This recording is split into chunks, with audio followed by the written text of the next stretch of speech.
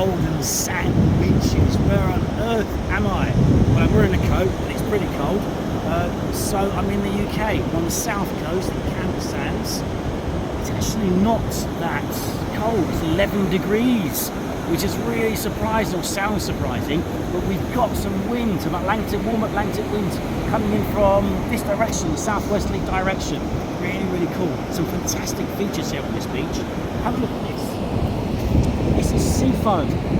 So this is organic matter, algae, plankton. It's all broken down and been agitated by the waves, the wave energy, and it's come up on the beach.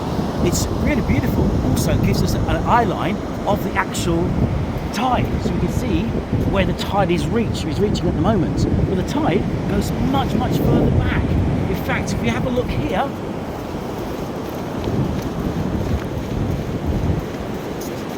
we've got a series of groynes along here. There's a wooden groyne here, there's a wooden groyne here, and if you do geography with me, you know I've talked about longshore drift, the trapping of the sediment, and we'd ordinarily see one side of the groyne with a higher level of sediment. But here, we see even amount of sediment either side. What does that mean? Well, why is it here?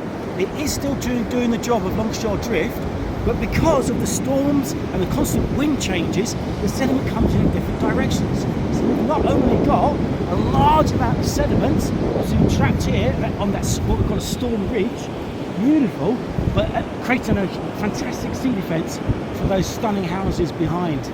Okay, look over my shoulder here. You'll see some beautiful sand dunes. I'm going over there and we're going to have a look. It's about 3:30. It's getting a bit dark. We've been down here for a couple of hours.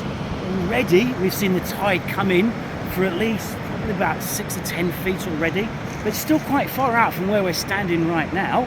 But the tide comes in much, much further. If we look down here, we can see some stones. All the rounded edges, they've been knocked together in the ocean, smashed together, and all the edges have been rounded off for that process of attrition. So that's actually, you can see that the waves come in at least here. In fact, if we go even further, we can look at some seaweed here. So at some point, the waves are reaching about this level, probably not any further than this, as we can see some beach huts and homes, a little cafe on the side. But if you come down here on Camber Sands or on the south coast, really watch for the tide times, really watch how quick that tide comes in. Okay, let's look at one more really cool feature of this particular beach, and that's the sand dunes.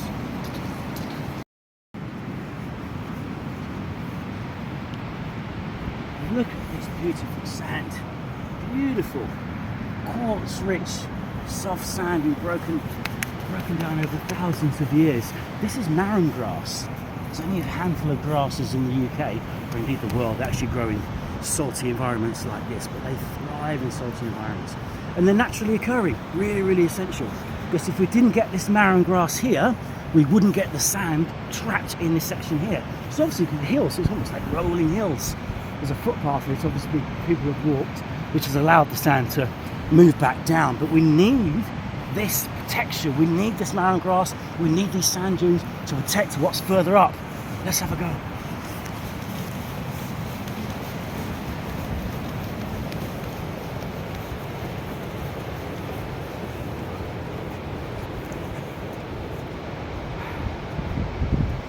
Fantastic landscape.